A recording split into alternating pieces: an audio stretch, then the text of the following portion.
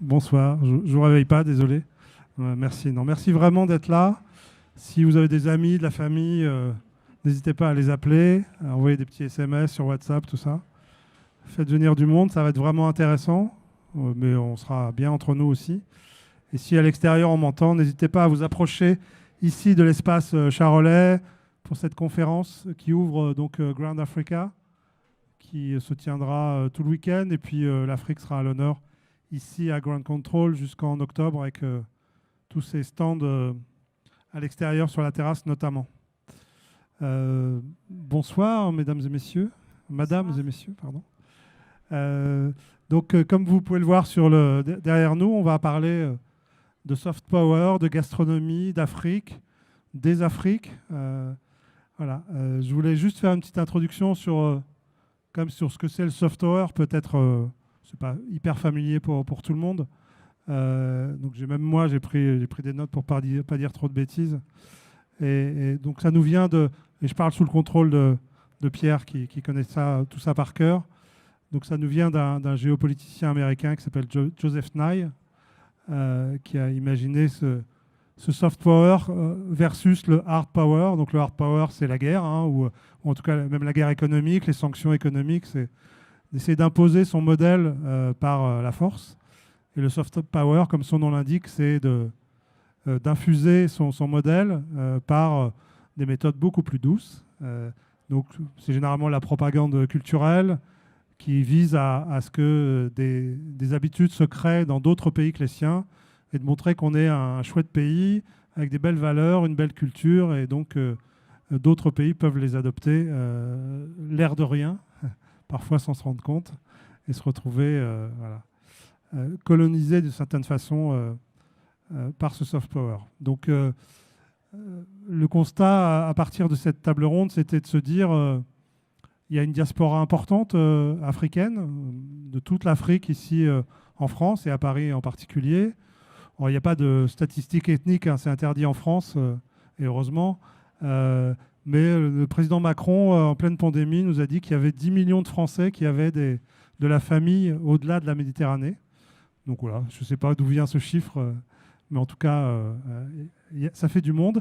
Mais en face de ça, l'offre gastronomique, notamment en restauration, il y en a évidemment. Hein, il y a des restaurants sénégalais, camerounais, ivoiriens principalement, mais assez peu finalement par rapport notamment à toute l'offre de la cuisine asiatique qui est extrêmement présente. J'avais lu aussi par le fondateur de MBK là, qui nous disait qu'il y avait 1% de restaurants africains à Paris et beaucoup moins en France. Dans l'hôtellerie-restauration, j'ai lu aussi que pour le coup, il y avait à peu près 10% de restaurants asiatiques en France. Donc on voit la différence. Donc c'était ça la question, pourquoi? On va essayer de réfléchir ensemble et d'expliquer pourquoi c'est ainsi. Et évidemment, pour un soft power, qu'est-ce qu'il faudrait faire pour que la gastronomie ou les gastronomies africaines soient mieux connues, mieux perçues, plus répandues et que les Français, les métropolitains puissent la découvrir. Alors pour ça, on a donc 3 invités prestigieux, éminents, très experts dans leur domaine. Clarence Kopogo, donc qui est cuisinière, née en Centrafrique et qui notamment développe un projet qui s'appelle The Quest by Clarence, dont elle nous parlera peut-être un peu. Kevin Ngano, donc qui est entrepreneur et consultant dans l'alimentaire. Il fait aussi de la cuisine un peu, il fait un peu tout. Il est couteau camerounais ou couteau suisse, je ne sais pas comment on dit. Donc on peut le voir sur Afro Jojo, c'est ça, dehors. Merci Kevin. Et puis Pierre Affar, qui est docteur en géographie et qui a étudié à la fois la Turquie et l'Afrique, sous l'angle de l'alimentation notamment. Voilà. Et on va d'ailleurs commencer peut-être par Pierre, on en a parlé, évidemment on a un peu préparé. Qu'est-ce qui fait, ce qu'on disait, pourquoi les restaurants africains sont si peu nombreux ou si peu connus, peut-être réservés à la communauté? Qu'est-ce qui fait? Il y a des raisons, je sais, sociologiques, historiques, économiques. Qu'est-ce qu'on peut dire sur cet état des lieux aujourd'hui? Merci. Oui, c'est bon. Merci Stéphane. Alors en fait, tu as déjà commencé à donner un élément de réponse quand tu dis est-ce que c'est réservé à la communauté? Je pense que historiquement, oui, les restaurants africains hors d'Afrique sont réservés à la communauté. Mais il ne faut pas oublier non plus qu'en Afrique, le modèle du restaurant, comme on le connaît en Europe et en France notamment, finalement, est une sorte de non-sens. Certes, il y a des maquis, il y a des établis, il y a des gens, il y a des, comment dire, des stands d'alimentation de rue, des vendeurs de rue, etc. Mais le restaurant, comme on le connaît aujourd'hui, donc c'est-à-dire un lieu où certes on sert de la cuisine, mais aussi où se construit une grammaire culinaire et gastronomique nationale ou régionale, ça n'existe pas en Afrique. Et ça, je parle sous le contrôle de Kevin et Clarence. On va au restaurant pour fêter quelque chose, on ne va pas au restaurant, on invite les gens chez soi, c'est ça? Oui, c'est ça. Et puis comment dire, et puis c'est pas l'endroit où se syncrétise et se synthétise une cuisine nationale, je pense. La deuxième chose, à mon avis, c'est aussi avoir c'est en fait de changer l'angle d'analyse et de voir que l'Afrique, qu'on le veuille ou non, c'est pas un continent touristique. C'est-à-dire que les flux touristiques vers l'Afrique, ils existent, il y en a, mais par rapport aux flux touristiques, par exemple, bon, tu parlais de la Turquie, mais par exemple, par rapport au monde méditerranéen, c'est vraiment peanuts. Et pourquoi je parle du tourisme ? Parce que finalement, l'acceptation d'une altérité et d'un exotisme culinaire, il passe aussi par les expériences qu'on a fait sur place. Quand un Français, un Allemand ou un Danois va en Grèce ou en Turquie, il est très content de découvrir la cuisine grecque ou la cuisine turque, et donc comment dire, quand il revient, le terrain est déjà prêt pour une découverte sur place. Donc le tourisme, je pense aussi qu'il y a une chose qui est très très importante, c'est qu'il n'y a pas d'entreprise agroalimentaire africaine qui s'est projetée hors des frontières du continent africain. Quand on parle des plus grosses entreprises agroalimentaires africaines, si on s'amuse à regarder, dans le top 10, il doit y avoir 5 entreprises nigérianes et 5 entreprises égyptiennes, en gros, et c'est surtout des brasseurs. Et donc finalement, c'est, comment dire, que ce soit des entreprises de fast-food, que ce soit des entreprises agroalimentaires, etc., il y en a, comme elles ne sont pas implantées hors des frontières du continent africain, finalement, elles ne sont pas acteurs d'une diffusion des cuisines ou des produits africains. Et donc du coup, si on parle des produits, justement, peut-être on va se tourner vers Clarence sur cette idée de produit et sur la cuisine africaine elle-même. Il y a beaucoup de préjugés sur la cuisine, que toi, tu aimes bien battre en brèche. Qu'est-ce que c'est que ces préjugés qu'on a ici en France sur la cuisine africaine, qui serait trop épicée, peut-être trop grasse? Il y a le problème de l'huile de palme, qu'on confond avec l'huile de palme du Nutella, alors que c'est vraiment culturel en Afrique et c'est pas du tout dévastateur pour la biodiversité. Qu'est-ce qu'on peut dire? Quel est ce constat des préjugés sur cette cuisine africaine méconnue? Alors, moi, je dirais qu'effectivement, il y a beaucoup de préjugés sur les cultures culinaires africaines.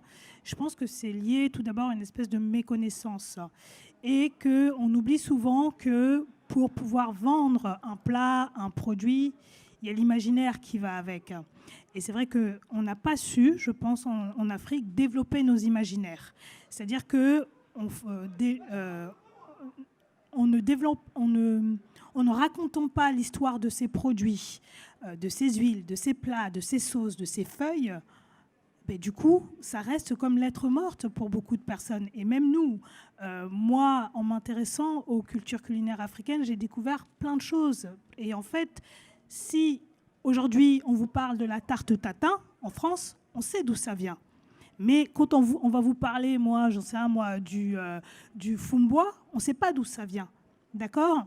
Donc c'est vachement lié à l'imaginaire. C'est lié aussi au fait que nous-mêmes, on n'a pas su à un moment donné valoriser ces produits, comme le disait Pierre, à travers une industrie qui les valorise, à travers ne serait-ce que l'écriture, c'est-à-dire avoir des livres qui recensent certains plats, certains produits. Alors ça se fait depuis quelques années, de plus en plus, justement, beaucoup de chefs qui sont issus de la diaspora le font, et c'est super parce que justement, on commence à emmagasiner un certain nombre de données, et puis surtout, à travers ces livres-là, les chefs racontent leur histoire, leur rapport justement aux cultures culinaires africaines. Donc voilà. Et puis, il y a autre chose aussi, c'est que beaucoup de produits sur le continent en tout cas, répondent aujourd'hui à un certain nombre de problématiques de santé. Je pense notamment au fonio, voilà, que le chef Pierre Thiam est un illustre représentant. Je pense à la tchéké, je pense à l'huile de palme, je pense au moringa, je pense au baobab, que ici tout le monde qui commence à être démocratisé. Les gens, on a entendu parler sur le prisme, oui, de super aliments ou de produits sans gluten, mais il faut savoir que ces produits, nous, on les utilise en Afrique, on les utilise dans nos pratiques alimentaires de manière innée, en fait. Et peut-être, est-ce que c'est peut-être parce que nous, on vit avec au quotidien qu'on n'y porte pas d'importance? Je ne sais pas, je me pose la question. Donc ça aussi, le fait de se dire qu'aujourd'hui, on a des produits qui répondent à des enjeux de santé, c'est peut-être un moyen, je pense, aujourd'hui, de se dire qu'on peut essayer de dynamiser nos industries, on peut essayer de créer ces imaginaires-là et à un moment donné, de recenser les produits, de les normer et de faire en sorte qu'on puisse... En fait, moi, je pense qu'on arrivera à un moment donné à populariser nos produits et nos plats si on arrive à l'allier justement avec la santé, la recherche et la gastronomie, en fait. Voilà. Alors, la question aussi, c'est est-ce qu'il y a cette volonté? Je vais laisser donner la parole à Kevin. Est-ce que les États africains, je t'en parle parce que tu reviens de Dubaï où tu as participé à l'exposition universelle avec des pavillons nationaux, et tu as fait un constat qui était un peu navrant. Qu'est-ce que tu as observé sur les pavillons des pays africains là-bas? Effectivement, il y avait une sorte de triste réalité dans le sens où l'expo de Dubaï, c'était la première expo où tous les pays africains étaient représentés. Donc il y avait une forme d'opportunité, en fait, peut-être de marquer le coup et de faire quelque chose qui compte et qu'on remarque. Et effectivement, nous, on a eu l'occasion d'échanger avec plusieurs pavillons africains, que je ne vais pas citer pour ne pas mettre les gens dans l'embarras, mais on a échangé vraiment avec eux, justement en les questionnant sur... en fait, pour raconter un petit peu le projet, moi j'ai participé à un projet de food court qui avait lieu à Dubaï sur l'Expo universelle, où l'idée c'était justement de créer un espace qui soit dédié aux cuisines d'Afrique et donc de mettre en avant différents chefs porteurs de projets, etc., qui justement ont envie de développer des offres autour des cuisines d'Afrique. Donc en fait, partant de ce projet-là, nous on a essayé de collaborer avec certains pavillons pour justement organiser sur certains moments forts, type les journées nationales, créer des synergies en fait, tout simplement. Et effectivement, elles n'ont pas été vraiment réceptives à nos initiatives. Et d'un autre côté, même sur leurs pavillons, sur les pavillons eux-mêmes, il n'y avait pas vraiment de stratégie d'un point de vue culinaire. Alors que si on fait le parallèle justement avec la France, elle avait déployé un gros dispositif où en fait on avait l'excellence française, en fait, la filière d'acting française qui était là, donc Jessica Préalpato, etc. Et donc c'est assez drôle et un peu navrant de voir le contraste parce qu'on se rend compte qu'en fait là il y a un manque et pour moi c'est un acte manqué en fait. C'était un moment en fait de prouver justement et de montrer, de valoriser un petit peu la culture culinaire. Et pour finir, ce qui est presque paradoxal, c'est qu'on en parlait un petit peu en off. Le stand, par exemple, de la Côte d'Ivoire avait mené toute une campagne autour du cacao ivoirien, parce qu'ils en sont très fiers, mais n'avait pas pensé à aller justement tirer fil jusqu'à proposer en fait une vraie expérience de dégustation avec, pourquoi pas, un des meilleurs, voire le meilleur pâtissier ivoirien au monde, qui est au chocolatier, pour justement aller au bout en fait du processus. Donc je pense qu'on commence à comprendre du moins certaines choses et l'importance de valoriser peut-être certains produits. Mais je pense que la dimension purement, c'est le thème de la conférence, mais soft power par le biais de la cuisine spécifiquement, donc la transformation des produits presque, et donc mettre en avant aussi les acteurs, les chefs comme Clarence derrière, on n'est pas encore arrivé là. On y arrive progressivement, mais on n'y est pas encore, je pense. Alors, un autre nom de soft power gastronomique, ça pourrait être la gastro-diplomatie. Pierre, pourquoi les pays africains n'embrayent pas sur ce concept? Donc là, pour le coup, c'est encore un Américain, Paul Rockower, au début des années 2000, qui a un peu fondé, même si on peut dire que Carême et Talleyrand ont déjà inventé la gastrodiplomatie au XVIIIe siècle, début du XIXe. C'est pas encore aujourd'hui les pays africains, comme l'ont fait le Danemark, le Pérou, l'Espagne, la France évidemment, n'investissent pas sur la gastronomie. Est-ce qu'il y a une explication à ça Oui. Alors bon, déjà sur la gastrodiplomatie française, on pourrait discuter parce que je suis pas sûr qu'on ait une vraie gastrodiplomatie française. On pense que c'est acquis, qu'on n'a rien à faire. Mais c'est ce sera un autre sujet. On organisera une autre table ronde à grande contrôle. Non, simplement, et je vais te répondre, Stéphane, mais je vais rebondir sur ce que disait Kevin. Tu disais, Kevin, que sur le stand de la Côte d'Ivoire, il n'y avait pas de chocolatier ivoirien, mais parce que la Côte d'Ivoire pour elle, c'est un producteur de cacao, elle l'exporte, et c'est assez fascinant, et là je prends ma casquette de géographe, de voir finalement sur une carte du cacao, en fait, on a au sud la production et au nord la consommation. Ouais. Et les deux ne se mélangent pas, on a vraiment deux planètes vraiment opposées. Donc pour la Côte d'Ivoire, le cacao, c'est une matière première, c'est vraiment une commodité au sens agricole, agronomique, économique, vraiment stricto sensu. Le café, c'est le même problème. C'est la même chose, alors que pour l'Européen, le Nord-Américain ou l'Asiatique, ça va être une denrée alimentaire. Donc il y a ça. Ensuite, pourquoi est-ce qu'il n'y a pas encore de véritables exemples africains de gastrodiplomatie ? Parce que je pense que pour réfléchir au rôle d'influence et de rayonnement que peut être l'outil alimentaire, il faut déjà avoir trouvé une solution à ce que manger veut dire. Avoir à manger dans son assiette. Avoir à manger et donc finalement avoir déjà une situation de sécurité alimentaire pérenne qui permet de se dire, bon, j'aurai à manger dans l'assiette, j'aurai de quoi me nourrir dans le frigo et dans les placards. Alors, à partir de cette étape-là, je peux penser finalement de manière plus qualitative, entre guillemets. Alors que, historiquement, et même encore dans beaucoup de régions africaines, la question, c'est surtout déjà d'avoir accès à une alimentation certes de qualité, mais surtout en quantité, pour subvenir aux besoins. Donc finalement, cette question de la gastrodiplomatie, du soft power, enfin, appelons ça, on ne va pas rentrer dans les débats un petit peu théoriques, ça n'a aucun intérêt. C'est pas l'objet de la table ronde. Mais je pense que finalement, si tant est qu'elle puisse apparaître, ce sera déjà dans certains pays qui ont déjà franchi le pas de cette sécurité alimentaire. Je pense à des pays comme le Kenya, ça peut être un pays comme l'Afrique du Sud, ça peut être un pays peut-être comme le Sénégal, la Côte d'Ivoire, mais je ne pense pas que des pays comme, alors malheureusement, le Mali, le Burkina Faso, etc., aient à l'heure actuelle les moyens de véritablement mettre en place une stratégie gastrodiplomatique. Alors, si on revient ici en France, peut-être vous pouvez partager votre expérience, Kevin et Clarence. Est-ce qu'il y a une difficulté que vous avez rencontrée, vous, sur le terrain, en tant qu'entrepreneur, en tant qu'activiste, cuisinier ? Est-ce que vous sentez que c'est plus difficile de travailler, d'imposer ses idées, de trouver des financiers, des financeurs, un public ? Quel est votre retour d'expérience sur votre volonté à vous de créer ce soft power ici en France notamment?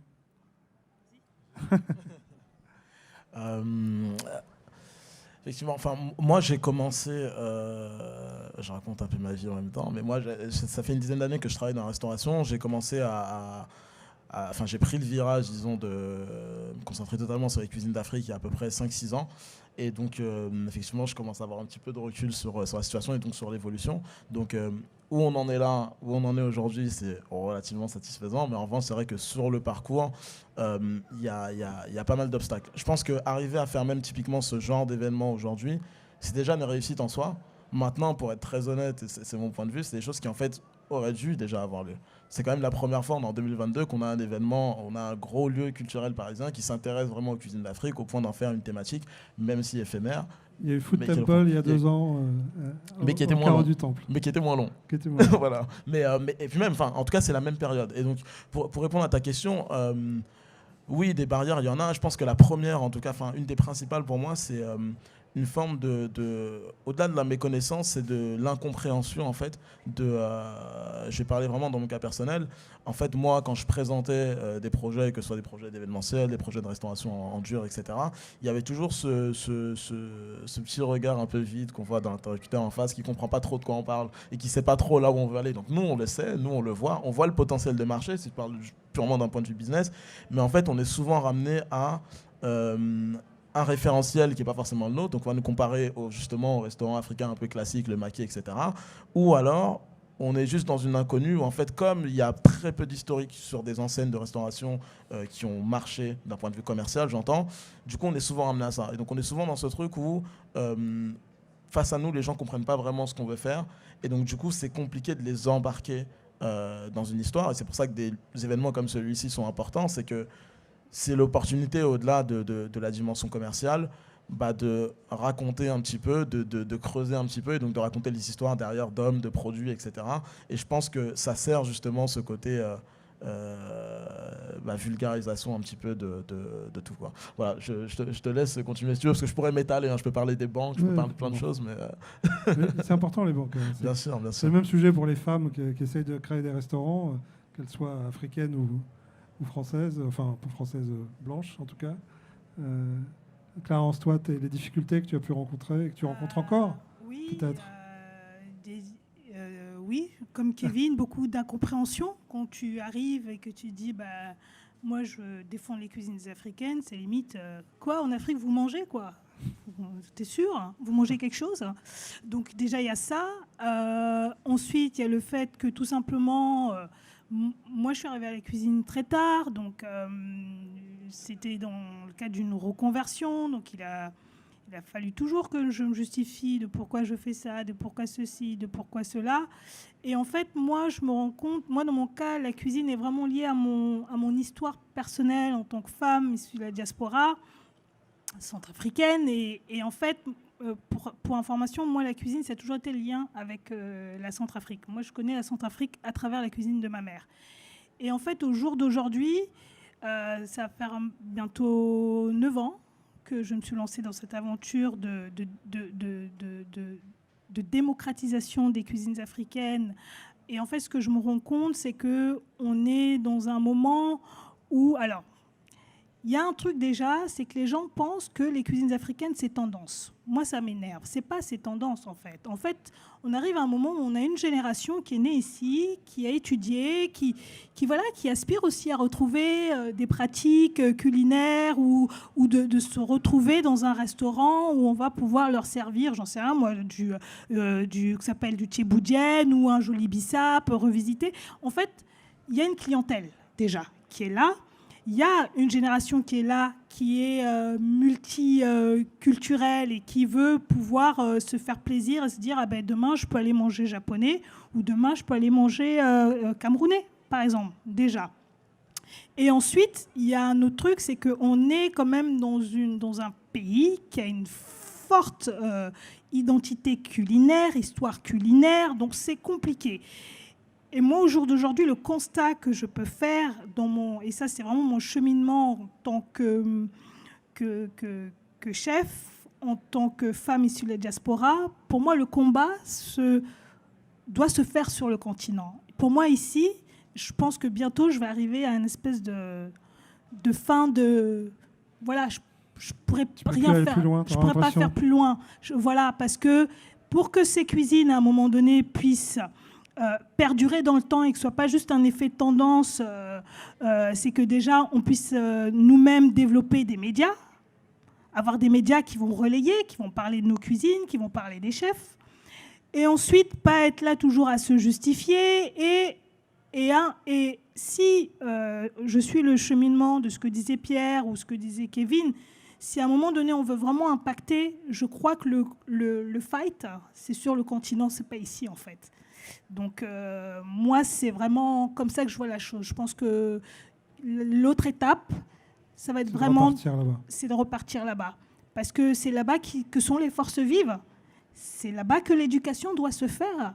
Et c'est là-bas qu'on pourra concrètement dire à un moment donné, oui, on a atteint cet objectif de soft power, de renaissance via les cultures culinaires, parce que moi, j'y crois fortement. Et pourquoi ? Et après, je termine. Parce que moi, en étudiant les différentes cultures culinaires du continent, j'ai appris l'histoire du continent. J'ai appris que c'était de la géopolitique, que c'était de la politique et que c'était aussi des enjeux du Nord qui consomme et du Sud qui produit. Et voilà. Et, sauf qu'à un moment donné, on ne veut plus juste produire. On veut aussi vivre. On a une jeunesse qui aspire à vivre. Et je pense que la cuisine peut être je le dis souvent, je saoule Kevin souvent avec ça, mais la cuisine peut être un formidable outil d'éveil politique, culturel et économique. Donc voilà. Justement, peut-être, est-ce que le problème ne tient pas aussi dans le développement de l'Afrique, qui n'a pas développé son agriculture. Enfin, je ne suis pas un expert, mais je pense qu'on a plutôt industrialisé que créer une économie de l'agriculture en Afrique. Et du coup aussi, en Afrique même, des choses se sont perdues, peut-être des savoir-faire, des produits, des traditions. Pierre Oui, alors ça aussi, comment dire, pour le chercheur ou la chercheuse, c'est toujours compliqué de parler des cuisines africaines parce que parler, par exemple, de la cuisine, refaire l'histoire de la cuisine française ou la géographie de la cuisine française, c'est très simple parce que la difficulté, c'est plutôt de savoir se repérer dans les sources, tellement il y en a.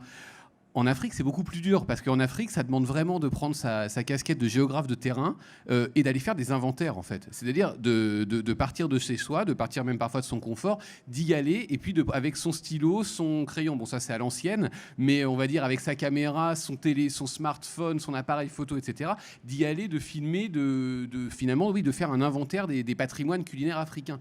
Donc ça, c'est la première chose. Par contre, dans ce que tu dis, il y a quelque chose qui est très intéressant, c'est-à-dire que oui, l'Afrique, la majorité des pays africains ne sont pas passés par l'étape agriculture intensive comme on l'a vu en Amérique du Nord, en Amérique du Sud, en Europe, en Asie, etc.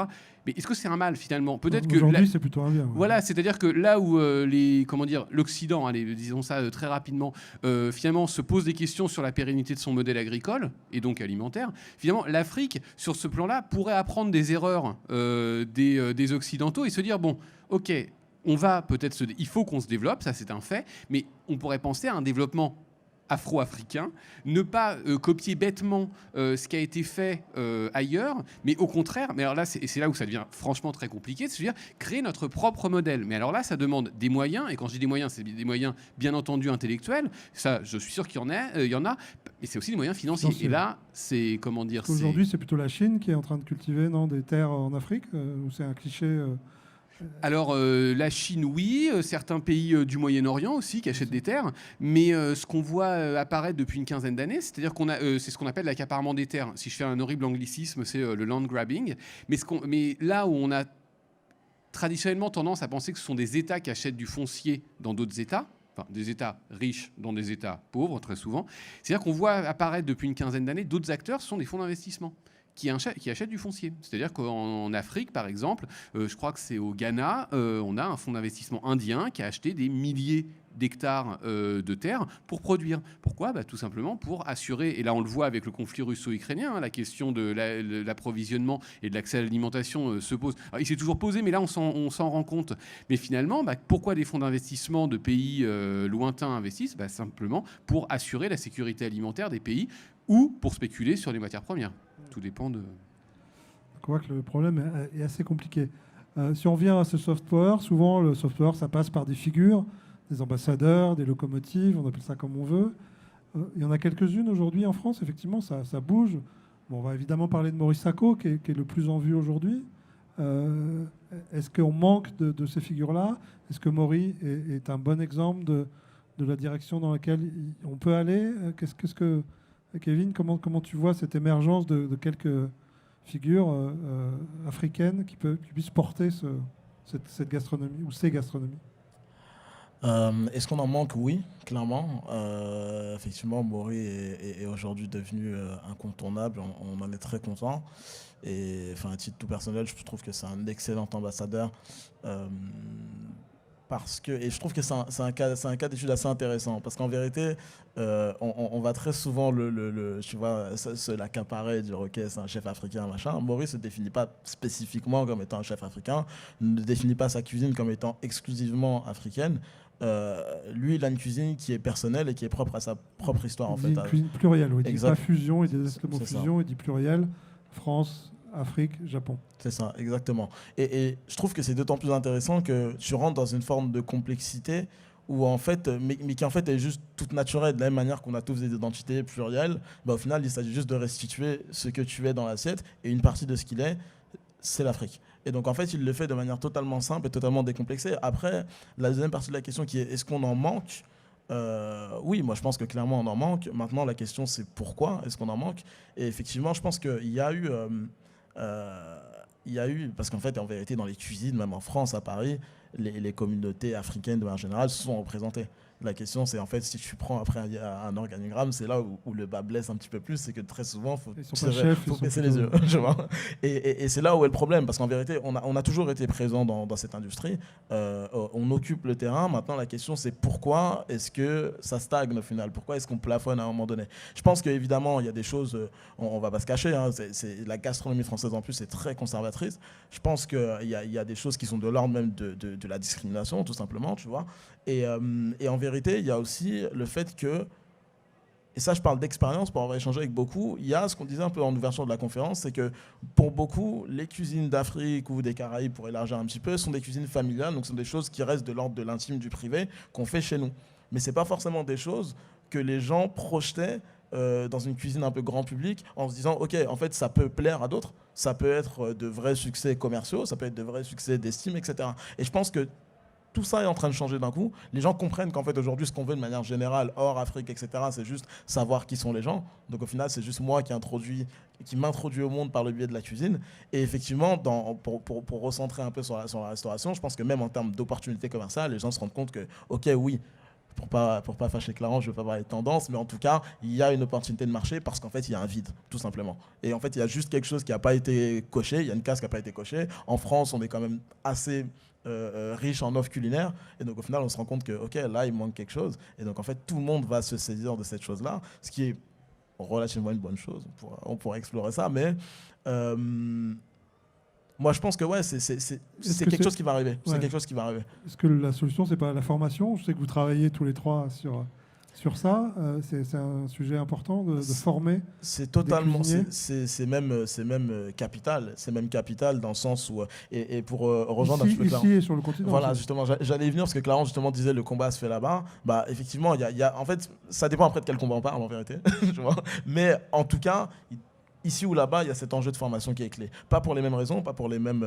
tu vois, ici en France, tu as de la chance, tu as des très bonnes écoles hôtelières, donc au final, la formation en elle-même n'est pas une problématique. Ce qui est maintenant, ce qu'il va falloir réfléchir, c'est si demain tu veux t'initier aux cuisines d'Afrique, comment est-ce que tu fais? Parce qu'en vérité, à part aller trouver une alternance dans des restos africains, mais qui ne sont pas forcément au standard des écoles hôtelières, donc tu vois, il y a quand même ce petit décalage-là qui existe encore aujourd'hui. Moi, je pense qu'une des solutions très concrètes et très applicables, hein, c'est que Clarence prenne ses couteaux, ses mallettes, que Ferrandi lui ouvre les portes et qu'en fait, on fasse, tu vois, des initiations à ce type de cuisine, comme c'est le cas d'ailleurs sur les cuisines d'Asie, d'Amérique latine, etc. Et je pense qu'effectivement, là-bas, il y a juste quelque chose et qui est, on en parle souvent, mais qui est pour moi totalement absurde, qui est qu'en fait tu étais à Dakar et en fait on t'apprend à faire une blanquette avec des produits que tu n'as pas chez toi, qui ne poussent pas chez toi et des épices qui viennent pas de chez toi. Et donc tu vois, c'est pour ça que je te disais le combat est un peu différent, mais dans tous les cas ça part d'une base qui est acquérir les gestes, acquérir la mentalité, les bonnes pratiques de la cuisine. Et puis ensuite je pense que c'est surtout comment est-ce que tu l'orientes, j'allais dire en termes d'ADN et d'identité, quoi. Ce soft power aussi passe, c'est plus anecdotique, mais moi, ça j'ai découvert, vous m'avez dit qu'il y a des influenceurs africains, c'est un monde que je ne connais pas, je ne vous le cache pas, des gens qui sont très suivis, ça peut aussi passer par là. Est-ce que c'est vraiment, je sais qu'il y a beaucoup de Nigérians, c'est plutôt le monde anglophone qui est très actif sur les réseaux pour parler de cuisine, ça existe ça, et ça pourrait être aussi un levier? Totalement, je pense que... Bon, sans faire le jugement de valeur sur les influenceurs, chacun pense ce qu'il pense d'eux, mais en tout cas, je pense que aujourd'hui, c'est un média comme un autre. Et je pense qu'il faut aussi, oui, se saisir de cet espace-là, des réseaux de manière générale, et être capable de véhiculer le même sentiment qu'on a quand en fait on regarde un influenceur qui parle de cuisine asiatique, etc. C'est un travail, je pense que, effectivement, les communautés anglo-saxonnes de manière générale, mais je pense que c'est aussi, même dans la mentalité où c'est différent, elles sont beaucoup plus... axé, on va dire, business, beaucoup plus conquérante dans la manière de faire les choses. Je trouve personnellement beaucoup plus ambitieuse aussi. Mais ça passe par là. Ça passe par là simplement parce qu'en fait, les influenceurs ou les réseaux de manière générale, c'est aussi juste la vitrine de choses qui se font et c'est un peu le pouls au final d'une société en temps réel, qu'on le veuille ou non. Après, il y a différentes manières de faire de l'influence, mais dans tous les cas, ça témoigne d'une époque et d'un dynamisme. Mais aujourd'hui, il y en a. Il y en a de plus en plus, même en France, il y en a. Je pense qu'on y viendra certainement, mais il y a aussi la question de comment est-ce que... dans quelle mesure on leur donne une tribune en fait, à ces gens-là pour qu'ils s'expriment, parce qu'effectivement, tu peux prendre possession des réseaux, etc. Il y a aussi une réalité qui est que, et on revient à la question que tu posais un peu avant, de quelles difficultés vous avez rencontrées. Personnellement, j'ai le sentiment qu'en fait, pour parler très franchement, tu vas faire beaucoup de choses, tu vas t'agiter un peu dans tous les sens, monter beaucoup de projets autour des cuisines d'Afrique. Tu n'auras pas le même regard, tu n'auras pas le même intérêt de la part de différentes institutions, de médias, etc., que si en fait tu le faisais sur un thème un peu, je sais pas, street food, Nouvelle-Orléans, un truc un peu cool, tu vois. Donc je pense qu'il y a ce challenge pour les influenceurs de rendre le truc aussi cool. Et donc même si nous on sait que c'est pas une tendance et qu'en vérité c'est juste au final une situation qui se rééquilibre un petit peu, je pense qu'il faut arriver justement aussi à rentrer dans ce jeu de créer du cool, créer un sentiment qui est cool, parce que c'est peut-être bête, mais ça passe aussi par là en fait, pour vulgariser. Sur cette influence-là, ça dépasse les frontières. Pour un géographe, c'est intéressant d'avoir des outils qui s'affranchissent complètement de. Moi, surtout, Stéphane, c'est à toi que je vais parler parce que toi, tu es le représentant finalement de la gastronomie. C'est-à-dire que moi, je pense qu'il y a aussi, tu parlais des influenceurs, je pense que ces influenceurs, c'est des influenceurs culinaires. Et là, c'est peut-être là aussi où il y a un gros travail à faire, c'est qu'on a des cuisines africaines, mais à mon sens, on n'a aucune gastronomie africaine. Je m'explique, c'est-à-dire que, alors, je sais que l'IGP existe, mais justement, ça va être l'occasion. C'est-à-dire que. C'est quoi l'IGP ? Ils en parleront mieux que moi. Mais comment dire, c'est-à-dire que ce que je peux voir, mais peut-être que j'ai tort et comment dire, mes camarades vont peut-être comment dire, pousser des cris d'orfraie et peut-être que le public aussi. C'est-à-dire que j'ai l'impression que tout ce qui est influenceur sur les réseaux sociaux, etc., ils font de la cuisine, mais ils ne parlent pas de cuisine. C'est-à-dire qu'on peut très bien... La gastronomie, c'est le discours autour de ce qu'on mange. Toi, Stéphane, quand tu écris tes livres, tu n'as pas besoin de mettre des recettes dans tes bouquins.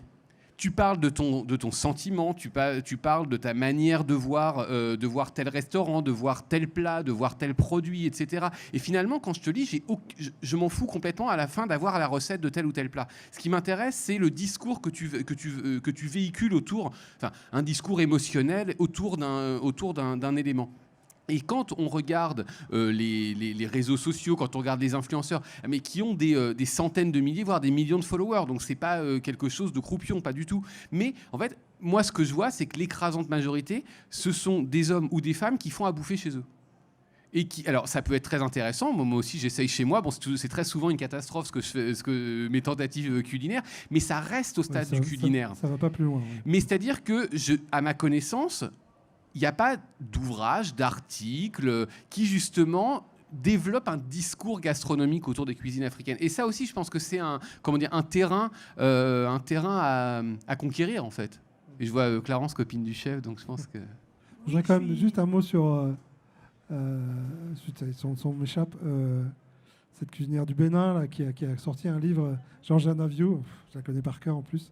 Elle a écrit un livre sur le Bénin, vraiment authentique, je pense. Enfin, je ne connais pas le Bénin, mais elle n'a pas. J'ai vu qu'il y avait un stand qui s'appelait Afropéen, ce qui est intéressant. C'est la question aussi, est-ce qu'il faut aller vers l'autre en gauchisant un peu sa cuisine, en la modifiant pour qu'elle soit acceptable, ou est-ce qu'il faut rester sur sa cuisine, ses racines authentiques voilà. Et bon, c'était une aparté, mais si tu veux répondre à Pierre. Pour rebondir sur ce que disait Pierre et le livre de Georgiana, le livre de Georgiana est magnifique et effectivement, elle a réussi à justement avoir un discours sur les plats en fait de son enfance qui ont bercé son enfance au Bénin et qu'elle est partie auprès de sa mère et de sa grand-mère chercher les recettes. Et justement, là, on est vraiment dans ce qu'on peut dire, dans une espèce de photographie des cuisines du Bénin actuellement. Et je suis assez d'accord, effectivement, il y a une problématique autour de l'écriture et autour du fait qu'on puisse, alors je ne sais pas, nous les Africains, parler de nos sentiments, de ce qu'on est, de notre histoire. Et je pense que c'est vraiment en lien avec le fait que, est-ce que peut-être parce qu'on est une société de l'oralité c'est très bien, mais à un moment donné, il faut qu'on passe ce cap de se dire on peut retranscrire les choses. Fixer les choses. Fixer les choses, c'est fixer les choses pour que demain, les générations suivantes s'approprient ces histoires et s'en saisissent pour pouvoir continuer. Voilà, il me semble qu'on trouve que s'appelle des livres que s'appelle Apicius, voilà. Ouais, On trouve des... La gastronomie française, Voilà, elle s'appelle gastronomie parce qu'elle a été codifiée, exactement. répertoriée, Donc inventoriée. nous, maintenant, il faut qu'on arrive aussi à se dire, ben voilà, il faut que derrière, on puisse avoir des imprimeries, des personnes qui puissent imprimer des livres, qui s'appellent toutes thématiques confondues, mais aussi comment dire, des livres de cuisine. Et que, j'en sais rien, moi là je pense à Tegia Boni, qui est l'une des rares personnes sur le continent qui étudie un peu ses cuisines et qui a un peu ce côté très critique, qui est un peu critique culinaire. Et à chaque fois que je l'entends parler de certains plats, et il a vraiment ce truc de parler, et en fait il parle de l'émotion que lui provoque tel mets, tel plat. Et je pense que c'est ça qu'on a vraiment du mal à extérioriser. Je pense qu'on va y arriver petit à petit. C'est un des projets de l'IPG. C'est quoi l'IPG alors? L'IGP. L'IGP, pardon. L'IGP, l'Institut... C'est pas indication géographique protégée. Non. Ça pourrait l'être, hein, ça fait partie des enjeux. Hein. Non, l'Institut gastronomique panafricain, on l'a conçu, on l'a développé avec Kevin, avec pour objectif justement de mettre en place des formations sur le continent.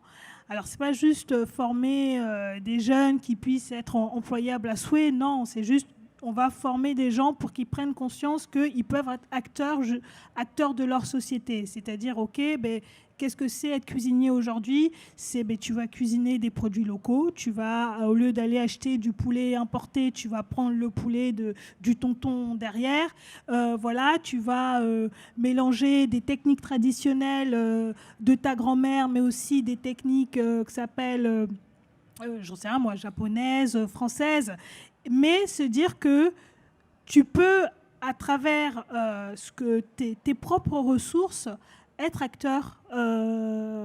acteur de ta société et te servir de la cuisine comme un outil de soft power et économique, en fait. Voilà. Alors, est-ce qu'on est optimiste là, à la fin de cette conversation? Est-ce que le mouvement est bien enclenché? Est-ce qu'il y a encore... C'est pas gagné? Est-ce que c'est ici? Est-ce que c'est là-bas? Clarence a un peu répondu. Kevin, toi, tu penses que le combat est aussi ici? Moi, je pense que c'est partout. Je pense que le combat est partout. Ce qui est bien, c'est qu'on parle d'Afrique au sens très large. Donc, en fait, on est beaucoup. Et moi, je pense que le combat se fait partout. Le combat se fait aussi à tous les niveaux. Dans le sens où, tu vois, je demandais est-ce qu'il faut adapter l'offre ou est-ce qu'il faut... Moi, je pense que c'est... On parlait de Maury tout à l'heure, je pense que c'est juste arrivé en fait avec sa personnalité, avec ce qu'on a raconté. Tant qu'en fait on le fait bien, et ça c'est peut-être un peu cliché, mais tant qu'on le fait avec le cœur et au-delà du cœur, tant qu'on le fait aussi avec l'esprit, donc dans quelque chose de très rationnel et qui est basé sur des réalités concrètes, des traditions, etc. Moi, je pense qu'en fait, on est dans la bonne direction. Si tu me demandes, ça va pas assez vite, mais clairement, on est de plus en plus. On est de plus en plus. Faire un petit peu de provocation, est-ce qu'il n'y a pas un risque de dilution, effectivement, de perdre cette âme africaine par le métissage, qui est une chose merveilleuse, mais la question aussi, c'est de faire reconnaître les cuisines africaines pour ce qu'elles sont. Pour moi, pas vraiment, parce que les cultures, c'est quelque chose de vivant. Donc forcément, c'est quelque chose qui évolue. Donc au final, je pense que c'est simplement identifier en fait et arriver à raconter. Donc on revient un peu, on boucle un peu la boucle, mais c'est arriver en fait à raconter ces histoires de manière tout cohérente. Et en fait, juste avec tous ces ajouts qui vont s'ajouter, parce qu'en fait, moi, je suis né ici, donc forcément, j'ai l'histoire différente de ma mère qui est dans le public, qui est née au Cameroun. Et donc, forcément, c'est juste arriver à chaque fois à tirer le fil. Et moi, je pense que ce qui est très important, c'est en fait, justement, je parle de fil, c'est de jamais rompre le fil. En fait, c'est de ne pas perdre justement cette connexion qu'on peut avoir, que ce soit par le biais de la cuisine, que ce soit de manière, par le biais de tes parents, que ce soit de manière physique. Mais en fait, c'est de ne jamais rompre totalement ce fil, de toujours garder une connexion au réel, aux traditions, pour toujours conserver l'authenticité. Et comme je dis, c'est quelque chose de vivant, donc forcément, ça va évoluer. Donc le métissage fait partie de cette tendance, c'est quelque chose qui est naturel. Moi, je pense que là où ça casse, et en tout cas là où pour moi, tu vois, on n'est plus dedans, c'est quand justement, c'est plus lisible en fait.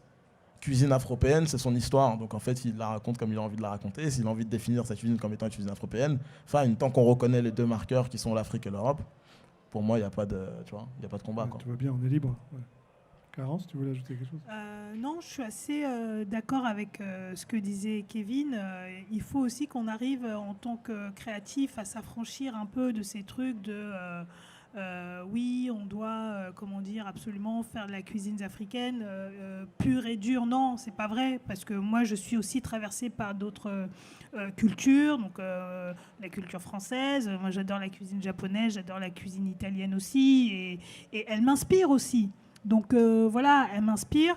Après, chacun son cheminement. Et je pense que c'est important que chacun raconte son parcours. Et on en a besoin, en fait. Parce que finalement, il faut qu'on puisse aussi inspirer d'autres personnes, d'autres jeunes qui se disent « Ah ben tiens, lui ou elle a fait comme ça. » Et puis il raconte. En fait, faut se dire je suis là, j'apporte quelque chose en fait. Et je pense que c'est ça qu'il faut qu'on arrive aussi, que les jeunes générations puissent comprendre que chacun a son histoire, chacun a son parcours et chaque histoire compte en fait. Donc voilà. Donc racontez vos histoires, ouais. Pierre, tu voulais une petite conclusion? Pour qu'on prenne quelques questions s'il y en a. Ouais, pour conclure, moi je pense que je suis très mauvais pour faire des prévisions, mais de toute façon la cuisine africaine ne peut pas ne pas se diffuser, puisque c'est la seule région de la planète, même le seul continent de la planète, qui n'a pas encore été entre guillemets découvert par les foodies du monde entier. Donc de toute façon, ça va être découvert. Par contre, pour conclure, je vais revenir en fait à la définition que tu donnais au départ du soft power, c'est-à-dire que le soft power, c'est bien sûr des stratégies de rayonnement développées par un pays, mais c'est pas uniquement une stratégie d'influence. Je m'explique, c'est aussi la volonté de faire adopter ces valeurs culturelles, sociales par les autres. Quand les Américains utilisent Hollywood, c'est aussi ou Netflix maintenant, c'est aussi les valeurs américaines qui sont véhiculées par les séries, par les films, etc. Quand le Japon rencontre un succès avec sa cuisine. Certes, il y a des produits, des techniques, des saveurs qui sont différentes, mais c'est aussi une vision du monde qui est valorisée. Alors certes, parfois tout à fait folklorisée, on est d'accord, mais il y a cette idée de raffinement, cette idée d'osmose avec la nature, des choses comme ça. Même chose avec la cuisine italienne, il y a aussi un discours qui est véhiculé. Et je pense que si les cuisines africaines veulent vraiment s'implanter de manière pérenne hors du continent, il va falloir aussi qu'elles véhiculent des valeurs. Et pas simplement... entre guillemets, mangez-nous parce que vous en avez jamais mangé, ou même mangez-nous parce que c'est bon pour la santé. Cette question santé, elle est centrale, mais il va falloir la mettre en musique avec d'autres choses pour vraiment toucher les consommateurs qui les connaissent pas. Il va falloir, alors si j'étais Kevin, je dirais il va falloir leur raconter un storytelling, mais moi j'aurais plutôt tendance à dire il va falloir valoriser une vision du monde africaine. Mais ou des visions du monde africaines. Oui, est-ce que ça existe, j'allais dire? Est-ce qu'il y a une vision du monde africaine C'est pour ça que je me suis rattrapé en utilisant le pluriel. C'est ça qui est difficile. Moi, juste à titre personnel, je dirais que peut-être, quitte à me tirer une balle dans le pied, ça changera aussi le jour où à ma place, il y aura un journaliste, un auteur d'origine africaine qui présentera ce débat plutôt qu'un vieux mâle blanc comme moi. Est-ce qu'il y a des questions dans la salle? Ou pas? On a été si bon. On a tout dit. Alors, vous pouvez approcher et parler un peu fort parce qu'on n'a pas de micro pour venir jusqu'à vous. Non, on ne va pas y arriver. Il y a un fil malheureusement. Sinon, vous pouvez venir. Hein. On peut monter sur scène. Et puis, La scène est à vous. Hein. Wow. Applaudissements. J'ai l'impression que ça me dit quelque chose. Il y a un air de famille, c'est ça? Bonjour à tous. Du coup, je ne vais pas le cacher, je suis le frère de Kevin. Montez le micro. Ok. Alors ma question, c'est justement, tout à l'heure, Pierre, vous disiez qu'il n'y avait pas justement des personnes qui racontaient l'histoire de la cuisine, qu'il y avait des gens qui cuisinaient, mais pas qui racontaient cette histoire. Est-ce que Kevin et Clarence, vous qui êtes plus acteurs aujourd'hui de ce mouvement de faire valoriser les cuisines africaines, est-ce que par exemple vous travaillez avec un écosystème, donc des personnes d'autres professions, par exemple des éditorialistes, des graphistes, en fait des personnes d'autres secteurs, afin de justement vous donner cette force-là, en fait, et ces manquements-là, peut-être que certainement vous avez, parce que je pense que vous ne pouvez pas être bon dans tout. Voilà. Donc, donc, du coup, comment ça se passe à ce niveau-là? Merci. Pour dire vrai, moi, je croule sous le boulot. J'ai pas le temps, en fait. C'est qu'à un moment donné, il faut faire des choix. Et à un moment donné, moi, j'ai fait le choix de... Voilà, je suis en cuisine. Donc déjà, ça me demande pas mal de temps. j'ai besoin de créer, j'ai besoin de manger aussi. Et puis, je suis aussi sur des projets, notamment l'IGP. Donc, je peux pas être de tous les combats, en fait. Donc, tu sais que tu peux compter sur moi si tu as besoin d'écrire. C'est gentil, Stéphane. C'est très gentil. C'est très gentil. Tu trouves des mots pour raconter. C'est gentil. Mais du coup, en vérité, oui, quand même, parce qu'on travaille ensemble. Et de base, on n'est pas. On vient sensiblement du même monde. On travaille aussi avec Pierre, qui pour le coup est d'un monde différent de extérieur à la gastronomie en tant que telle. Et donc là, tu as déjà un écosystème là, en fait. Mais c'est vrai que la question fait sens, parce que c'est vrai qu'on ne l'a pas forcément abordé là, mais je pense qu'il y a aussi. Il y a aussi une notion qui est importante, c'est celle de faire bloc, en fait, tout simplement. On en a peu parlé, mais si tu prends encore une fois la cuisine française, il y a le club des chefs, il y a les meilleurs ouvriers de France, donc il y a plein de petits groupes comme ça qui sont sociaux, mais qui sont aussi très stratégiques et qui poussent en fait pour les intérêts de la France ou de ces personnes en l'occurrence. Et c'est vrai que nous, en tout cas à l'échelle ici française, limite parisienne, on est encore en train de construire ça. Clarence et moi, on s'est rencontrés par hasard il y a 5-6 ans, je crois. Et au final, ça aboutit sur maintenant, j'allais dire une, mais même plusieurs collaborations. Donc en fait, on est en train de le construire. Mais effectivement, je pense que c'est aussi un des éléments qui va être central pour un soft power gastronomique africain. C'était ça le thème. Mais je crois que sur le continent, il y a de plus en plus de personnes qui se fédèrent. Au Cameroun, il y a une association de toqués, de chefs qui s'appelle les toques camerounaises. Il me semble que, au Congo aussi. Donc, ça bouge. Ça bouge tout doucement, mais ça bouge. Mais on revient aussi à ce truc de... je pense que toutes ces initiatives-là, ce qui manque, c'est de l'argent. Et ce qui manque, c'est le soutien des institutions. Voilà. Ça. Et parce qu'au bout d'un moment, comme disait Clarence, il y a une réalité qui est celle qu'on est tous entrepreneurs, on a tous des activités à côté, il faut qu'on mange. Et donc en fait, on prend monsieur Guillaume Gomez, ex-chef de l'Élysée. Aujourd'hui, son job, c'est d'être l'ambassadeur du rayonnement de la cuisine française dans le monde. C'est son seul travail. Payé, hein. Il est payé pour ça. Si demain, Clarence, la Centrafrique l'appelle, bonjour Clarence, est-ce que vous voulez être représentant Voilà. Mais le problème, c'est qu'en fait, ça, on l'a pas. Et tant qu'on n'arrive pas, en tout cas, tant qu'on n'arrive pas, moi, je pense que ça viendra de nous. Je pense que ça viendra de nous et de notre capacité à faire comprendre aux institutions et au grand public l'importance, en fait, de faire cette action-là. Je pense que quand on arrivera à créer ça, peut-être que les institutions viendront. Personnellement, je suis assez peu optimiste sur leur capacité aujourd'hui à venir nous chercher pour faire des choses avec eux. Je pense que ça va être l'inverse, on va aller les chercher nous. Et c'est ce qu'on fait là. En fait. Ouais, et je pense que en fait, nos institutions qui sont dirigées par des personnes, je pense qu'à un moment donné, il va falloir qu'elles laissent la place à la nouvelle génération, parce qu'ils ont... c'est bon, à un moment donné, si on veut que nos sociétés évoluent, il va falloir aussi qu'ils aillent aussi chercher des idées, s'inspirer et puis prendre du sang neuf pour construire les sociétés nouvelles africaines de demain. Moi, des fois, je me dis, est-ce qu'elles ont même la conscience, est-ce qu'ils ont conscience que la gastronomie fait partie de la culture ? Vous voyez ce que je veux dire ? On parlait tout à l'heure de l'importance de vendre son histoire. Parler des Américains, Hollywood, Netflix, nous aussi on a ça, mais est-ce qu'on l'a saisi ? Est-ce qu'on a saisi qu'effectivement il faudrait valoriser autant la musique, le cinéma, la cuisine comme étant quelque chose qu'on peut vendre, comme étant quelque chose à travers laquelle on peut parler de nos histoires, de nos histoires, de nos parcours, voilà. Et je pense qu'on n'a pas encore saisi ça. En tout cas, les institutions culturelles en Afrique n'ont pas encore saisi ça, que c'est un moyen, que justement la culture avec un grand C, que c'est un outil de soft power en fait. C'est une belle conclusion, je pense. Ah, il reste une question, je vous en prie. Approchez-vous.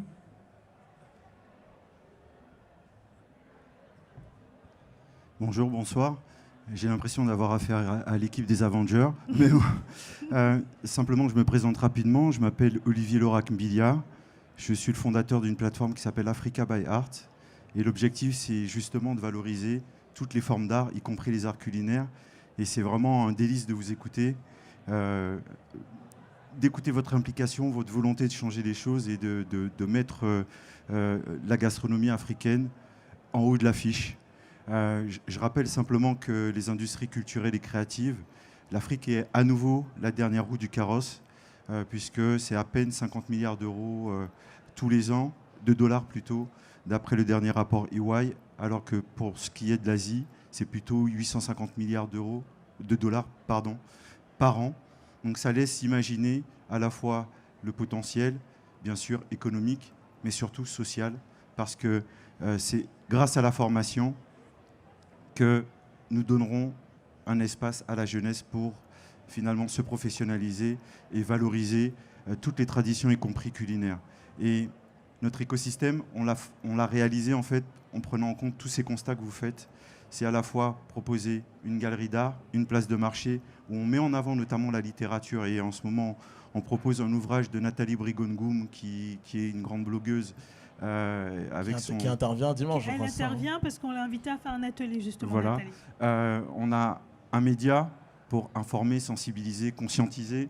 Et enfin, on a une agence qui accompagne les artistes, les professionnels des industries culturelles et créatives et les entreprises, où du coup, on crée des collaborations dans la mesure du possible. Et donc, ma question, c'est comment vous voyez le développement de ce type de plateforme et d'écosystème finalement qui vous permettrait, et qui vous permet déjà aujourd'hui, puisque nous existons, de rayonner partout dans le monde, et surtout sur le continent africain, parce que je crois que c'est un vrai sujet. En tout cas, une équipe qui se forme en direct, peut-être. Juste que je comprenne bien la question, comment on voit le développement, c'est-à-dire comment nous on se positionnerait dans ce type de... Moi je pense qu'on revient à la question de mon ami et grand frère. Enfin, on revient à cette histoire d'écosystème en fait. C'est que pour nous, honnêtement, aujourd'hui, enfin, tous les soutiens sont bons. Tous les soutiens sont bons. Effectivement, ce qui est intéressant, je pense, avec les industries culturelles créatives, c'est qu'on s'inscrit dans quelque chose qui est peut-être plus lisible pour les gens. Et de facto, on rentre dans le domaine de l'art et donc des arts culinaires. Et donc là, en fait, même en termes de lisibilité, c'est peut-être plus clair. Et donc ça permet peut-être d'attirer l'attention de personnes qui ne prêteraient pas forcément à la cuisine ou qui ont un aspect très fonctionnel, je dirais, de la gastronomie, c'est-à-dire je viens, je mange. Et donc on revient à ce que disait Pierre avec le fait que tu viens pas juste pour manger. Et je pense qu'effectivement, arriver à travailler, et c'est ce qu'on essaye notamment de faire ici, je fais un peu de promo aussi, mais c'est justement d'arriver à chaque fois à croiser un petit peu tout ça en fait. C'est de se dire que, ok, ici on est dans un lieu culturel, donc on parle de culture, la gastronomie est au centre de ce festival Grand Africa, et en fait, à chaque moment, elle va être présente. Elle va être présente aux côtés d'expositions photos, elle va être présente aux côtés de prestations scéniques, et en fait, l'idée c'est de se dire qu'à chaque fois, il y aura de la gastronomie, à chaque fois, il y aura de la cuisine. Ce ne sera pas forcément juste un stand dans un coin où tu viens juste manger un petit bout, mais on va la mettre au cœur et on va raconter l'histoire. Donc en fait, pour répondre simplement à la question, moi je pense que oui, il faut qu'on arrive de plus en plus à travailler avec d'autres industries. Et je pense que les industries culturelles créatives arriver à s'inscrire dans cette je sais pas si c'est une mouvance, mais en tout cas dans ce cadre-là, dans ce contexte-là, ça peut être très intéressant parce que ça permet de donner un cadre peut-être plus lisible au grand public qui, malgré tout, a aujourd'hui une vision très... restrictive, merci, de la cuisine. Oui, il n'y a que les Français qui pensent que c'est un art, la cuisine, c'est ça. Alors que ça en est un. Merci, monsieur. Je pense que vous avez des choses effectivement à vous dire et à partager. Est-ce qu'il y a d'autres questions, madame? Désolé, on est obligé de vous faire déplacer.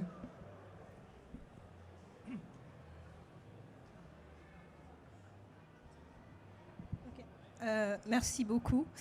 En fait, j'ai juste une question, peut-être que je n'ai pas très bien compris, Clarence, quand vous expliquiez, sur l'idée d'adapter notre cuisine. C'est-à-dire que la question de la rapporter ou l'adapter au public qu'on a. Je ne sais pas, parce que quand il demandait est-ce qu'il faut tenir compte de l'environnement dans lequel on est, dans lequel on évolue, et vous expliquez par exemple que vous êtes traversé par plusieurs autres cultures. Et moi, je me demande si on a déjà un peu de mal à avoir une vraie visibilité avec notre culture, enfin notre cuisine telle qu'on la connaît ou telle qu'on l'a connue. Je me demande, est-ce que ça ne limite pas davantage, d'en plus, l'influencer? C'est-à-dire que Kevin prenait l'exemple de Maurice Sacco.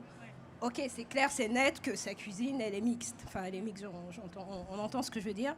Mais je trouve qu'aujourd'hui, il y a pas mal de restaurants dans lesquels ça se défend comme cuisine africaine, mais quand on y va ou quand on emmène des gens juste de façon anecdotique, on a du mal. C'est-à-dire que ce que nous, on a connu, ce que j'ai connu de ma mère comme un poulet DG au Cameroun, aujourd'hui, j'arrive dans un restaurant, on me met des bananes plantains d'un côté, on me met du poulet d'un côté.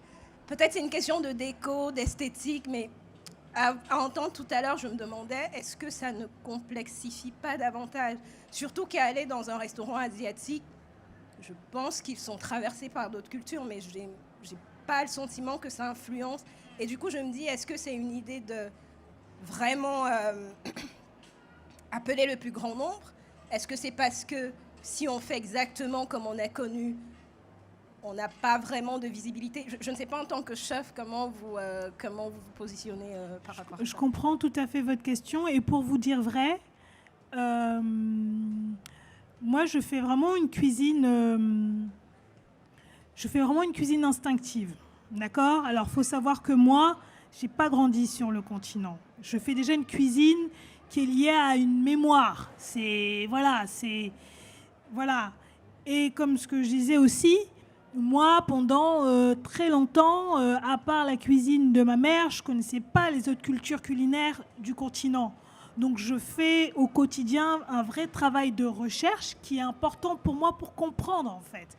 Pour comprendre les produits, pour essayer de lier les histoires, pour essayer de comprendre les enjeux, les problématiques. Et en fait, déjà, ça m'a permis de comprendre que déjà, quand on parle de... C'est Alexandre Balaola qui, il y a quelque temps, parlait d'une cuisine panafricaine. Et je lis un article, il parle de ça, je me dis, waouh, c'est magnifique. Et en parallèle, en fait, je commençais déjà à étudier les différentes cultures culinaires du continent. Et j'ai mieux compris pourquoi Alexandre parlait de cuisine panafricaine. Parce qu'on a des plats, qu'on soit au centre ou à l'ouest, on a des plats ou des produits qui nous fédèrent, en fait. Et c'est à partir de ce moment-là que j'ai mieux compris la notion de cuisine panafricaine. Et de se dire que grâce à la cuisine, on peut... nous, en tant qu'Africains sur le continent, se réunir et puis se dire, tiens, et si je prenais une maman, une tantine de la Côte d'Ivoire qui va aller apprendre aux tantines au fin fond de Douala à apprendre à faire la tiéké. Pourquoi? Parce qu'on a en commun la connaissance et la pratique du manioc. On utilise le manioc partout en Afrique. Les feuilles de manioc, par exemple, le gombo, la graine de courge, l'huile de palme. On a plein de produits comme ça qui nous fédèrent. Donc moi, je sais pertinemment que ma cuisine, elle est particulière. Et en plus, elle évolue. Elle évolue parce que, selon mon humeur, parce que je vais découvrir un nouveau produit que je vais avoir envie de tester. Et c'est vraiment une cuisine hybride. Et je l'assume.